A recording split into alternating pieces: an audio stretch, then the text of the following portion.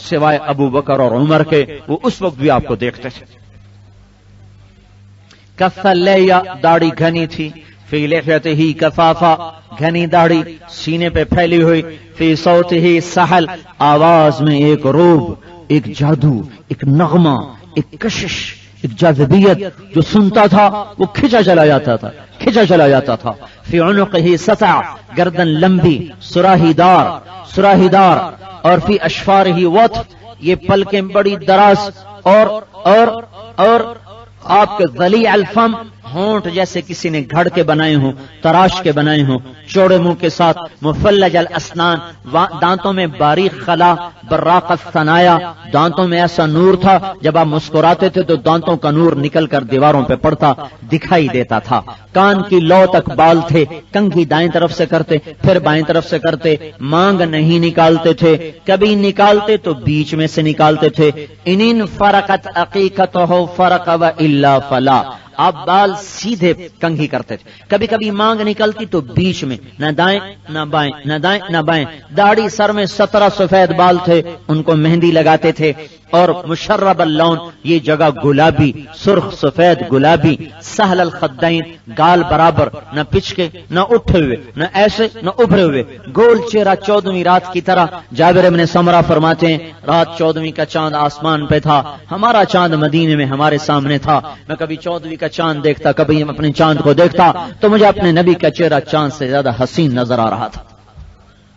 ثبت القصب، آپ کا جسم سیدھا تھا، طویل الزندین، بازو لمبے، سائل الاطراف، انگلیاں لمبی اور سیدھی، ٹیڑھی نہیں، ایسے ٹیڑھی نہیں، سیدھی انگلیاں تھی، اور مسیح القدمین، پاؤں بڑے نرم و نازک جیسے تیل لگا ہوا، خمسان الاخمسین، تلوے گہرے، یہ تلوے گہرے، سوا البطن والصدر، پیٹ اور سینہ آپ کا برابر تھا، دقیق المسربہ، سینے کے درمیان سے بالوں کا باریک تار چلتا اور ناف پہ آ کے ختم ہو جاتا تھا، اشارت الذراعین، یہاں ہلکے ہلکے باریک بال تھے، والمنکبین، کچھ ہلکے ہلکے یہاں پر تھے، واعلی الصدر، تھوڑے تھوڑے یہاں پر تھے، ہلکے ہلکے، بڑے نہیں، ہلکے ہلکے بال تھے، باقی سارا جسم چمکتا دمکتا۔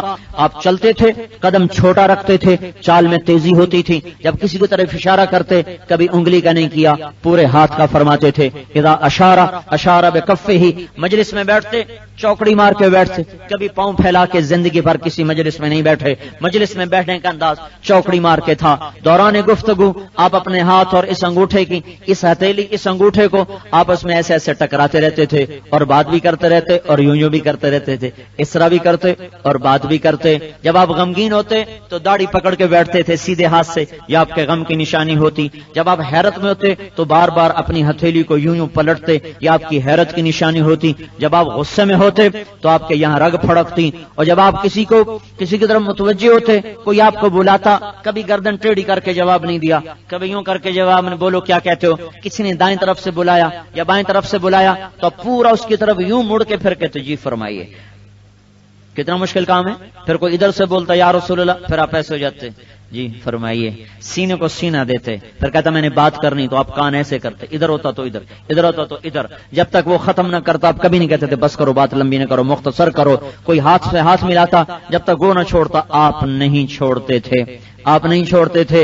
اتنی مبارک زندگی لے کر آئے کہ اس کی ایک ایک ادا آج تک موجود، محفوظ۔ آپ کو سبزی میں کدو پسند تھا، پینے میں شہد کا شربت پسند تھا، اب صبح بھی شہد کا شربت پیتے اور عصر کے وقت بھی شہد کا شربت پیتے۔ ہزاروں بیماریوں کی شفا۔ کھانے میں آپ کو، گوشت میں آپ کو بکری کے اگلے بازو کا گوشت پسند تھا، وہ آپ بڑے شوق سے کھاتے تھے۔ ایک دفعہ وہ بکری کے دونوں دستیاں پکڑیں، آپ نے جو صحابی پکا رہے، آپ نے کہا ناولنی الذرا، بھائی دستی پکڑانا، اس نے نکالی، آپ نے کھا لی۔ پھر کہا ناولنی الذرا، بھائی دستی پکڑانا، اس نے دوسری نکال کے پکڑائی، آپ نے کھا لی۔ پھر آپ نے کہا ناولنی الذرا، بھائی دستی پکڑانا، وہ کہنے لگا یا رسول اللہ بکرے کی 2 ہی تو ہوتی ہیں۔ آپ نے کہا تیرا بھلا ہو جائے، اگر تو چپ کر جاتا تو جب تک میں کہتا رہتا اللہ نکال کے دیتا رہتا، تو بول گیا، ورنہ اگر نہ بولتا تو جب تک میں کہتا رہتا اللہ نکالتا رہتا۔ زندگی کی ایک ایک چیز کھلی کتاب کی طرح موجود، محفوظ ہے۔ بھائیو چلنے والوں کی کمی ہے، عشق والوں کی کمی ہے، ہر کوئی اپنے من کا عاشق ہوا پڑا ہے، ہر کوئی اپنے آپ سے محبت کرتا ہے، جو جی میں آیا کر دیا، چاہے اللہ ناراض چاہے اس کا رسول ناراض۔